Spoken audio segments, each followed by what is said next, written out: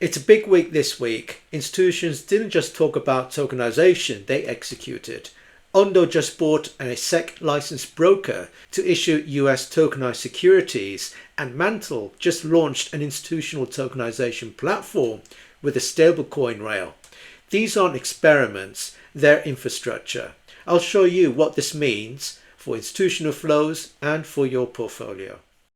All right, the first article here is Ondo Finance acquires a SEC registered broker dealer and is eyeing tokenized securities. Now, this is really significant because Ondo Finance is the leader of the tokenized treasury space.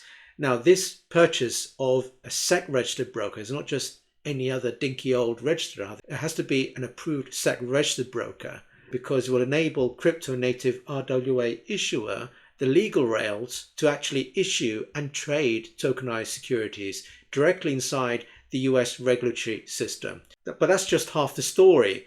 Ondo has already been quietly rolling out Ondo Global Markets, giving non-US investors access to tokenized US stocks, equities, even ETFs, and treasury tokens across Asia, Europe, and Latin America, as well as expanding USDY stablecoin access to more than 170 countries. Now, this is really interesting because Ondo, as I said, is a leader in tokenized treasuries in the broader RWA spectrum.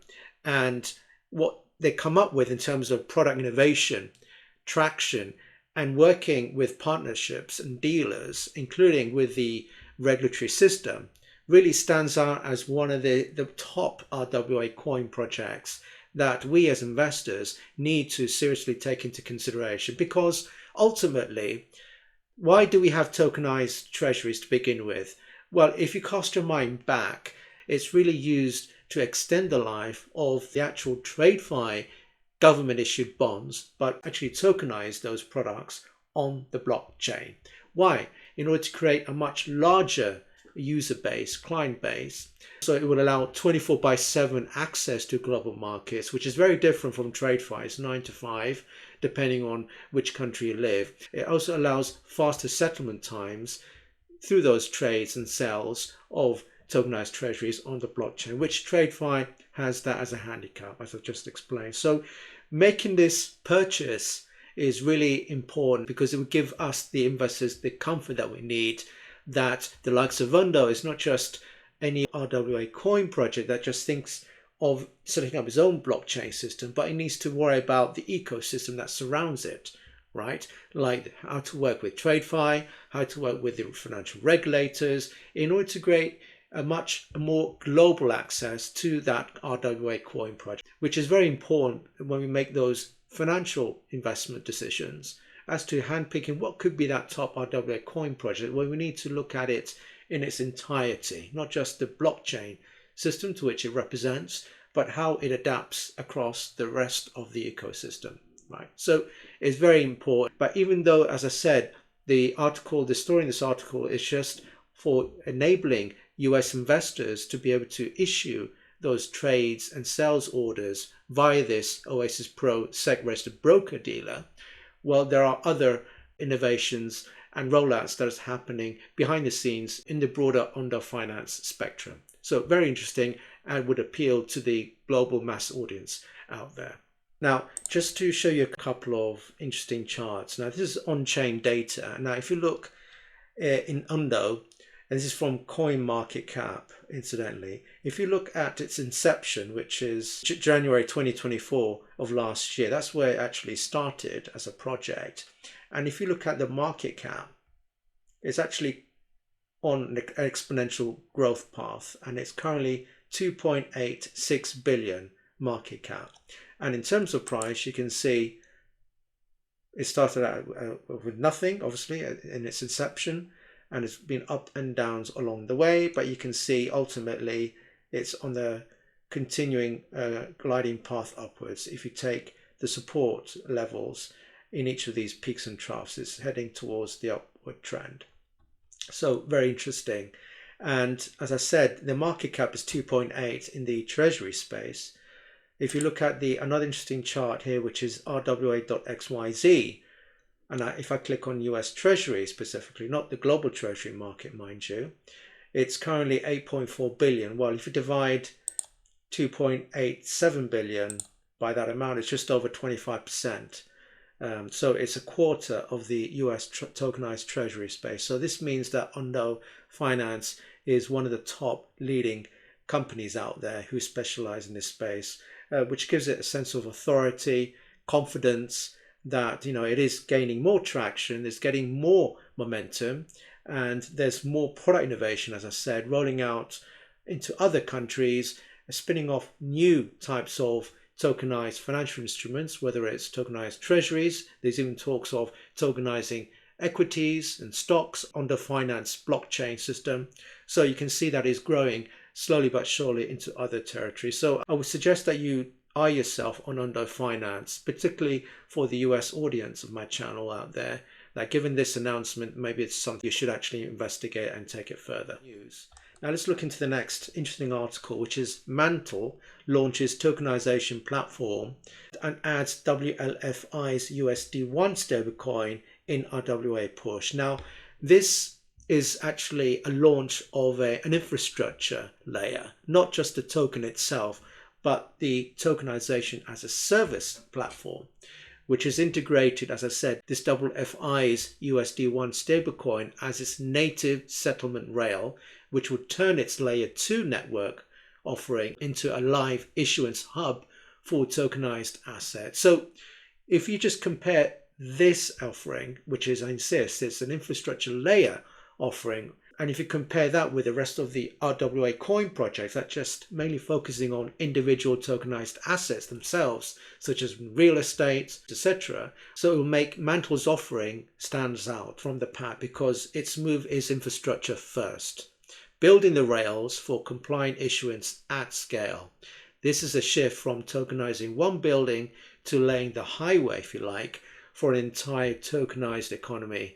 It's backed by active liquidity, regulatory alignment, and market traction. Mantle is positioning itself as an institutional grade settlement layer in the RWA stack. Now, this is very important because now that we are seeing stablecoins has been approved by the US Genius Act, and I suspect similar legislation will need to be looked at by other governments outside the US to replicate this same model in order to support the private issuance of these stablecoins. So the stablecoins are here to stay, and what we're seeing as a trend is how RWA coin projects can integrate this faster settlement rail system in their existing blockchain system itself, because it's faster, it's used for a single purpose as a medium of exchange, right, which is a perfect way to bring capital from outside, from TradeFi, into the blockchain system via these stablecoins. And if